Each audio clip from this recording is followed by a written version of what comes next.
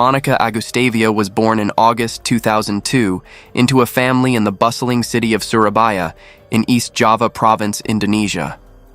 She was born and raised in a well-off family. As her father was a respected and successful businessman in the hotel industry, his work frequently required him to be away from home, living and working in Australia.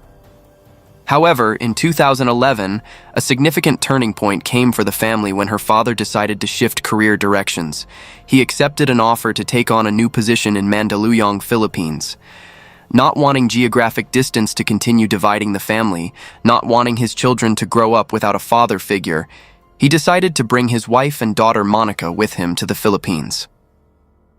In April 2013, after nearly 2 years of preparation and arrangements, the entire family officially relocated to Mandaluyong to begin a new life. After a lengthy process dealing with paperwork, the family finally completed all necessary legal procedures and were officially recognized as Philippine citizens, opening a new chapter in their lives on this tropical land. But the peace didn't last long. Her father suddenly became entangled in a serious business dispute with an entrepreneur in Surabaya, Indonesia. The initial disagreements quickly turned into fierce confrontation. The conflict escalated to the point where the rival didn't hesitate to fly to Mandaluyong, Philippines, for a direct confrontation. After many tense arguments, the matter was ultimately taken back to Surabaya to be resolved under Indonesian law. While her father had to return to his homeland to handle this complex lawsuit, Monica was forced to stay with one of her father's close friends in the Philippines. However, the dispute didn't stop in Surabaya, but also spread to Jakarta, bringing serious consequences no one anticipated. The more parties involved, the more dangerous and out of control the situation became.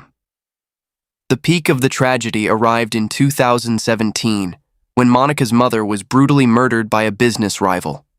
After this tragedy, Monica's father couldn't escape the legal whirlwind either.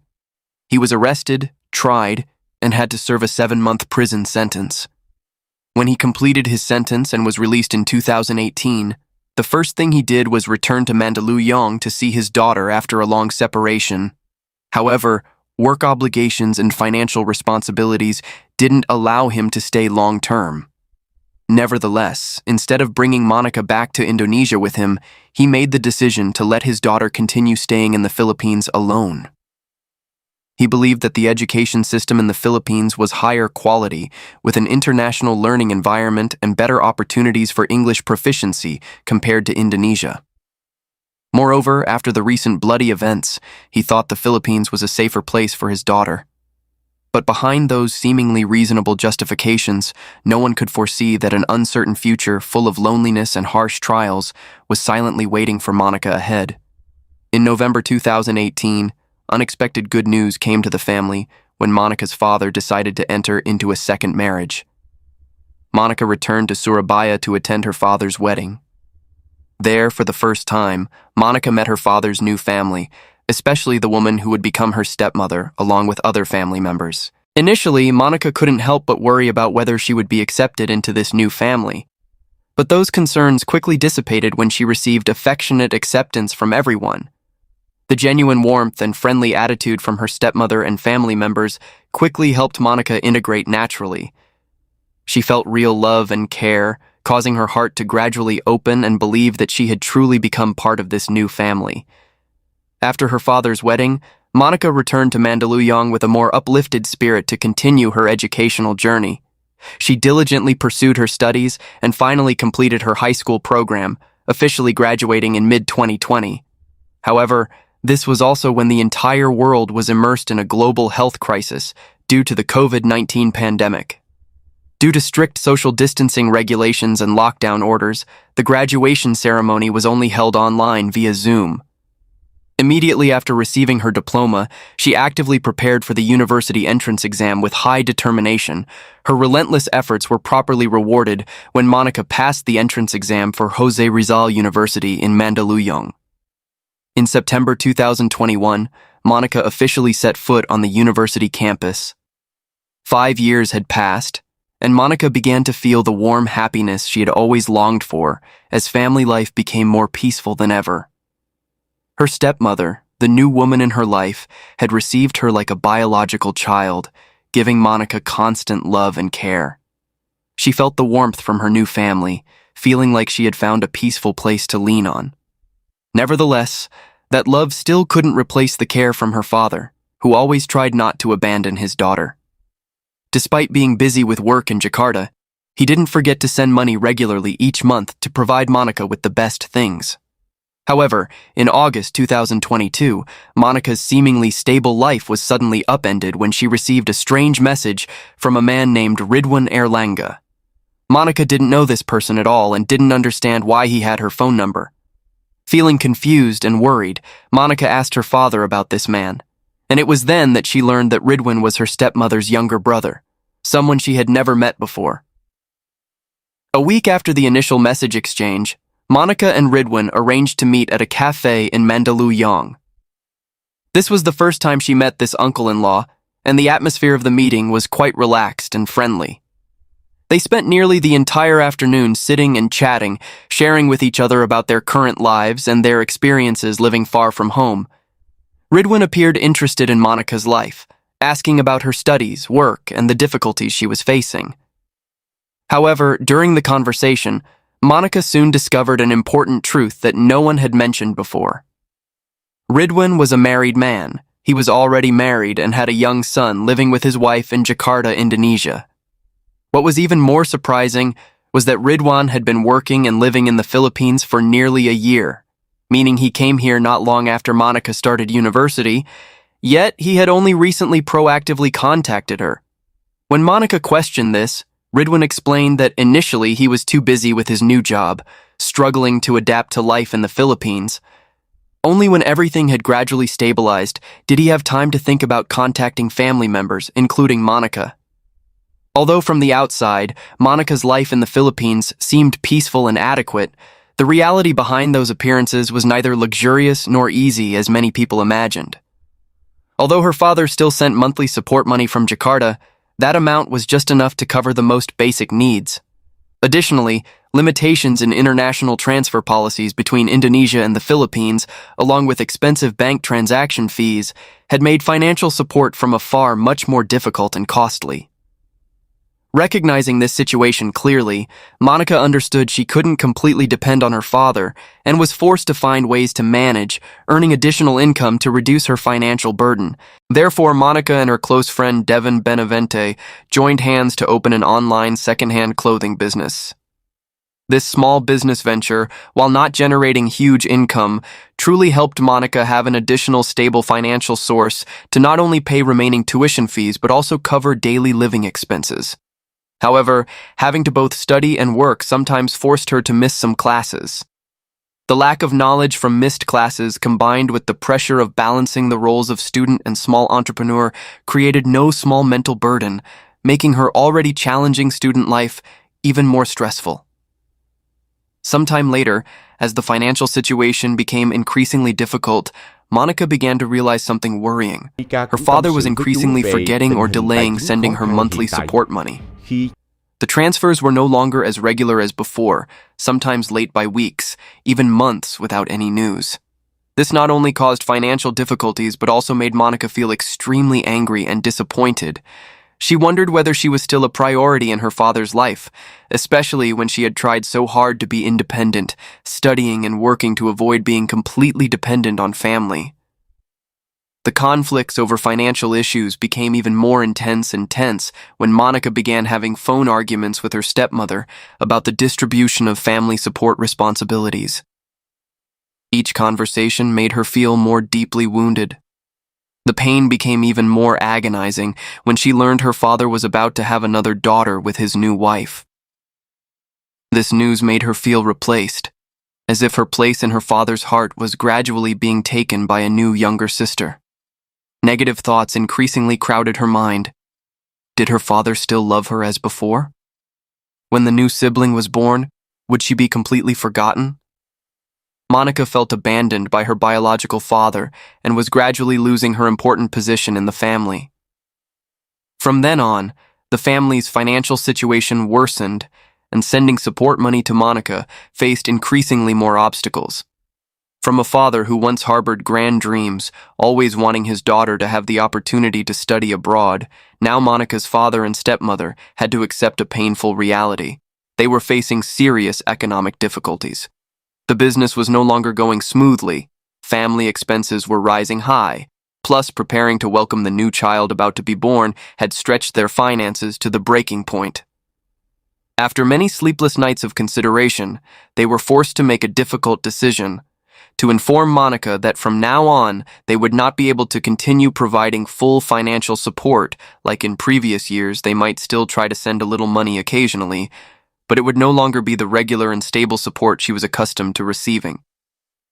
This information came to Monica like a shock, leaving the young woman bewildered, worried, and insecure in the face of these two sudden changes. Facing this difficult situation, she felt pressured to face financial problems herself, with no family support to rely on. Although life sometimes had difficulties, Monica still found ways to enjoy every moment of her student life. She regularly spent time going out, eating and watching movies with Ridwin, the uncle-in-law who not only loved her, but also always gave her special attention.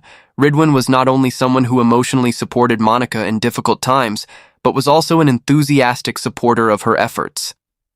He regularly bought products that Monica and her friends sold, not just to help financially, but also as a way to show support for his niece's business.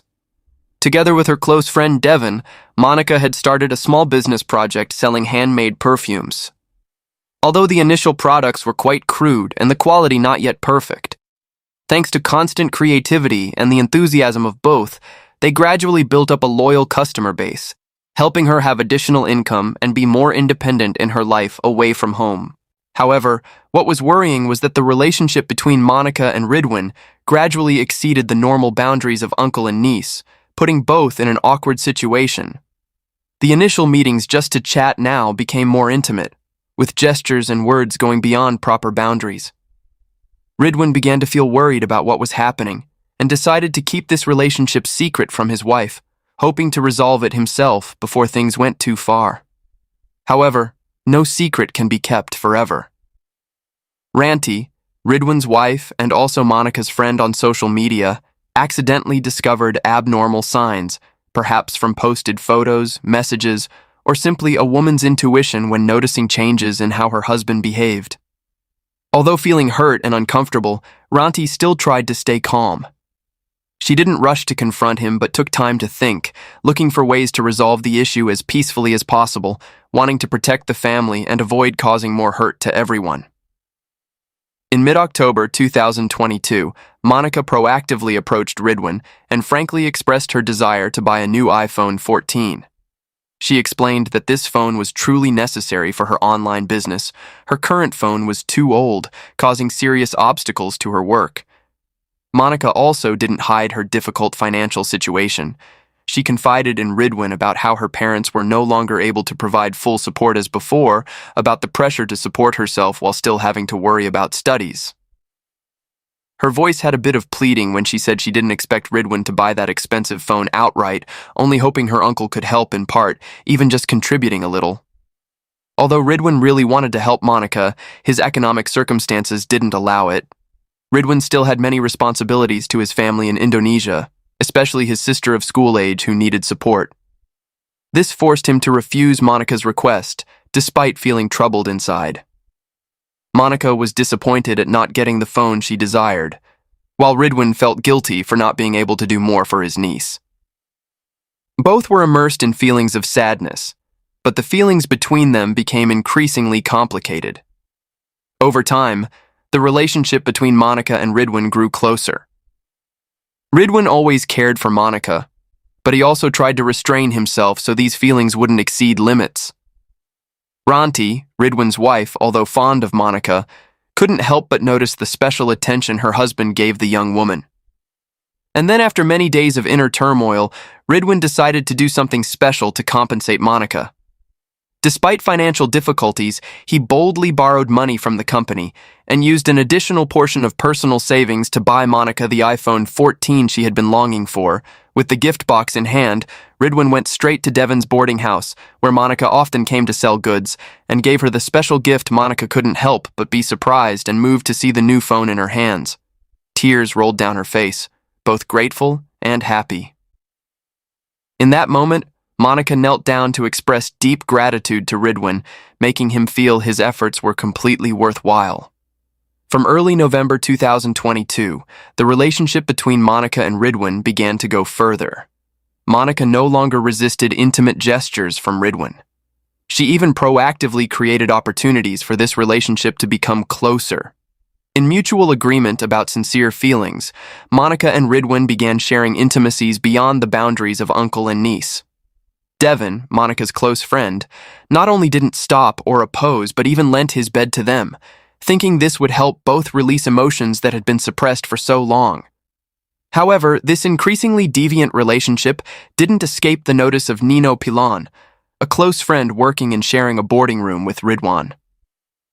Nino began to notice clear and worrying changes in his friend. Previously, Ridwan was an extremely family-oriented man, always talking about missing his wife and children in Jakarta, regularly making video calls home every night, counting each day until his employment contract ended so he could return to Indonesia to reunite with loved ones. But now, Ridwin was like a completely different person. He no longer mentioned his wife and children, but instead enthusiastically boasted to Nino about buying Monica an iPhone 14. Even during drunken moments, Ridwin proudly and unabashedly admitted he had had intimate relations with his niece.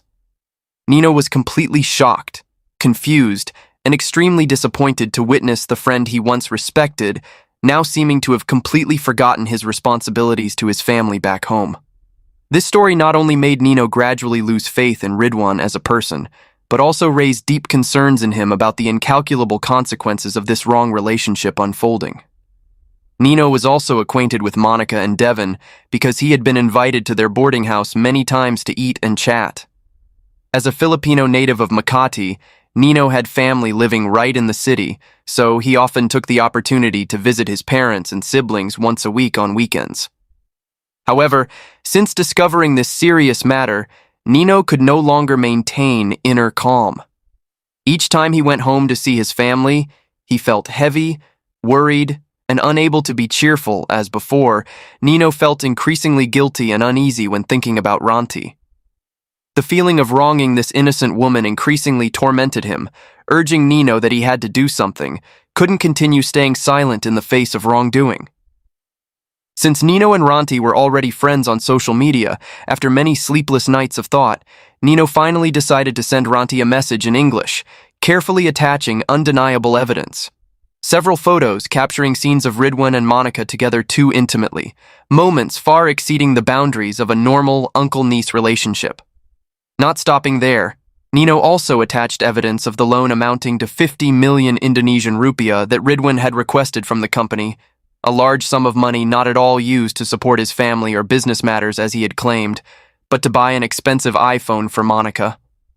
Nino's action would certainly lead many to think he was meddling in other people's business, interfering in private life and destroying another family's happiness.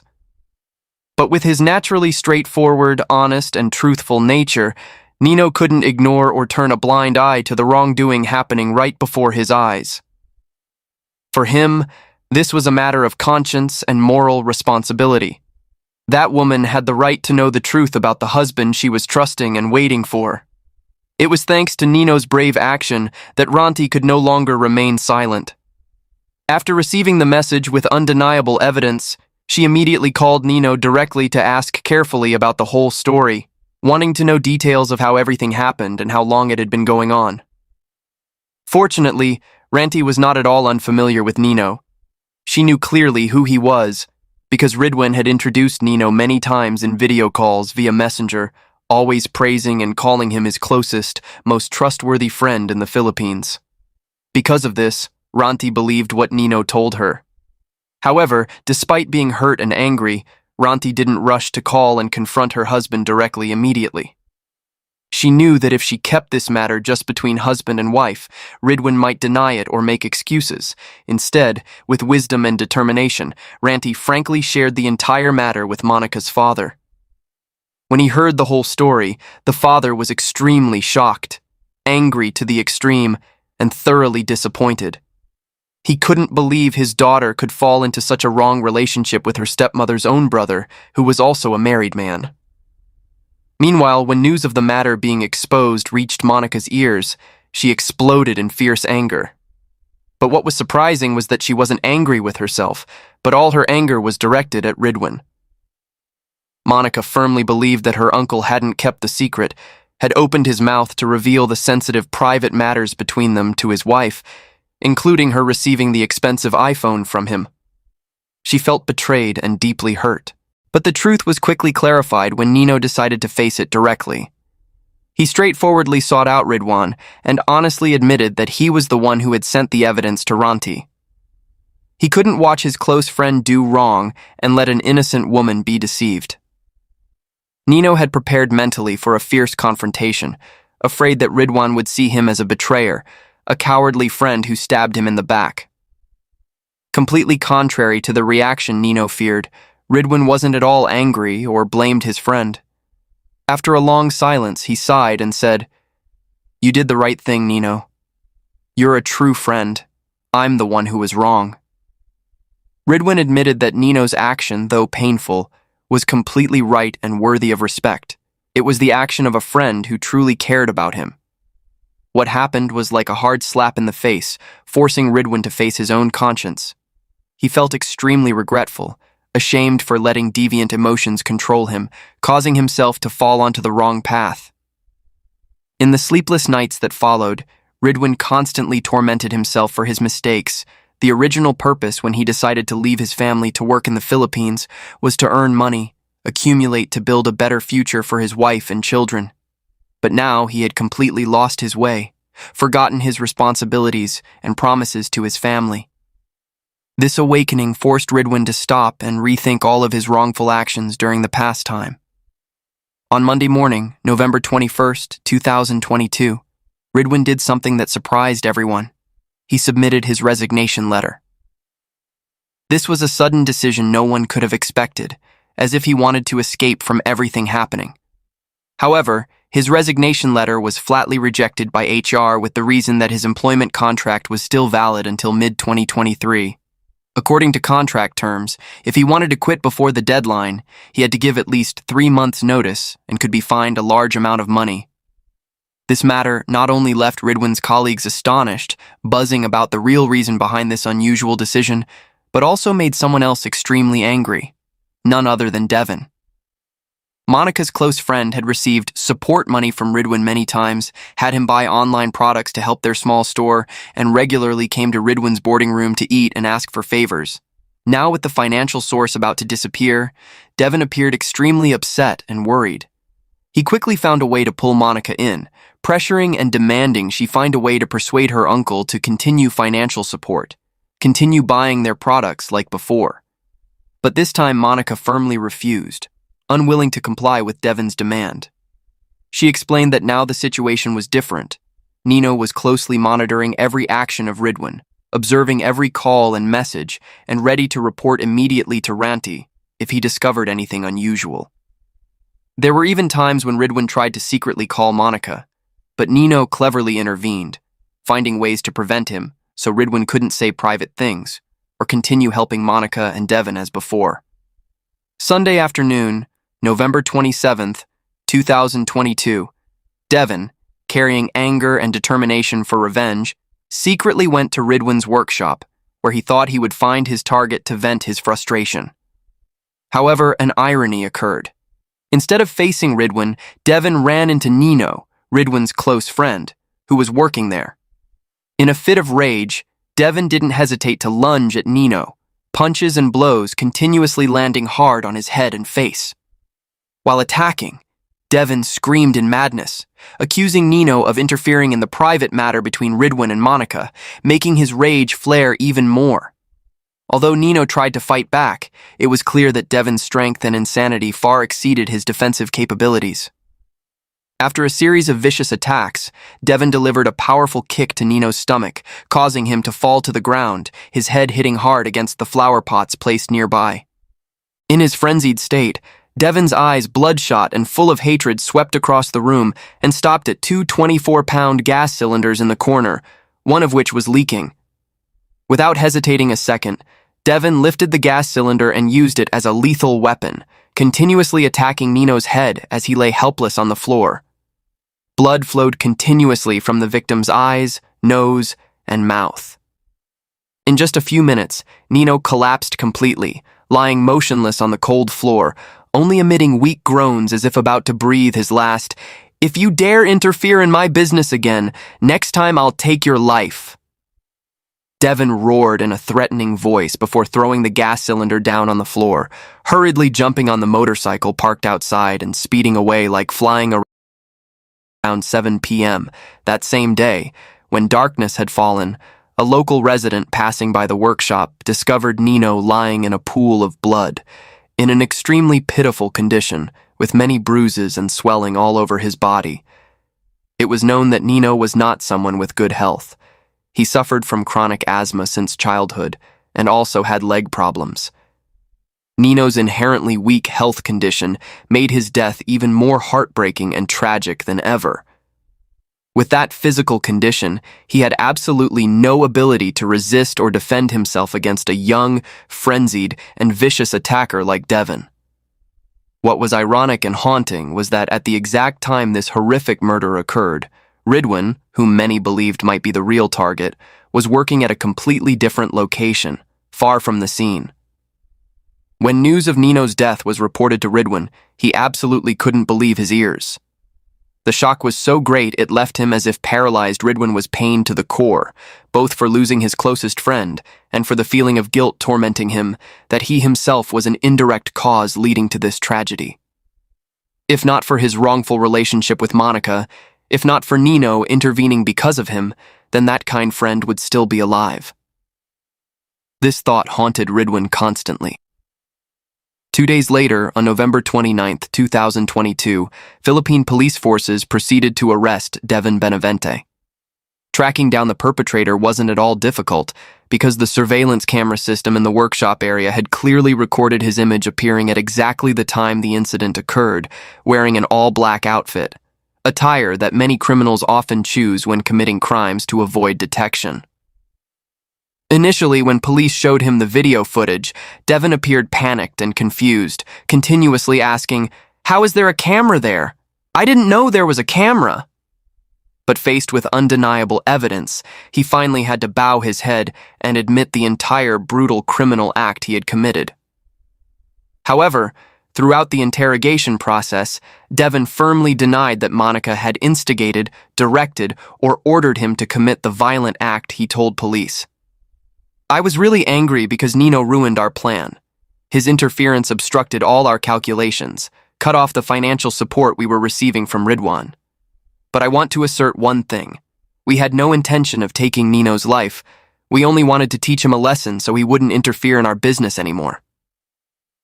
Devin's confession, while seeming to try to mitigate his guilt, actually revealed even more clearly the vicious, uncontrolled nature and disregard for consequences of someone who had let anger and greed completely dominate his actions. The fact that he said no intention to kill while having repeatedly hit the victim's head with a gas cylinder showed serious irresponsibility and lack of legal awareness. As for Monica, at the exact time the murder occurred on Sunday afternoon, November 27th, she was present at a family party with many witnesses. Thus, having a clear alibi. Initial police investigation also showed she wasn't directly present at the scene or participating in the violent act. However, because there was too much circumstantial evidence related to her, including personal conflicts between Nino and Ridwin because of Monica, the complex and wrongful romantic situation between Monica and Ridwin, along with Devin being her close friend and business partner. In the initial stage, authorities reached a rather hasty and mistaken conclusion, believing that Monica was the mastermind behind the case. In the tense trial session, Devin's father flew from Indonesia to the Philippines to testify in defense of his son. Standing before the panel of judges, he asserted with a firm tone that Monica was the one behind the entire plan. According to his testimony, Monica had cunningly exploited Devin's friendship and trust, deliberately manipulated and directed everything from behind, then cleverly shifted blame onto his son to escape herself. He described Monica as a calculating girl who knew how to keep herself in a safe position while letting others get their hands dirty. These heavily accusatory testimonies from him only increased the tense atmosphere in the courtroom and made public opinion doubt more about Monica's real role in this tragic case. On the defense side, lawyer Dennis Greco tried his best to protect his client with a bold legal strategy. He asserted before the court that Devon's action was essentially an instinctive self-defense reaction to fierce resistance from victim Nino. The lawyer argued that his client was just a 25-year-old youth, at the prime of his strength and full of ambitions, had never had any criminal record, was in the process of building a career and future. In contrast, the victim was an older man with already weak health due to suffering from many chronic illnesses. Lawyer Greco continued to argue that Nino's death might just be an unfortunate accident, unwanted by anyone, occurring during a fierce scuffle between the two sides.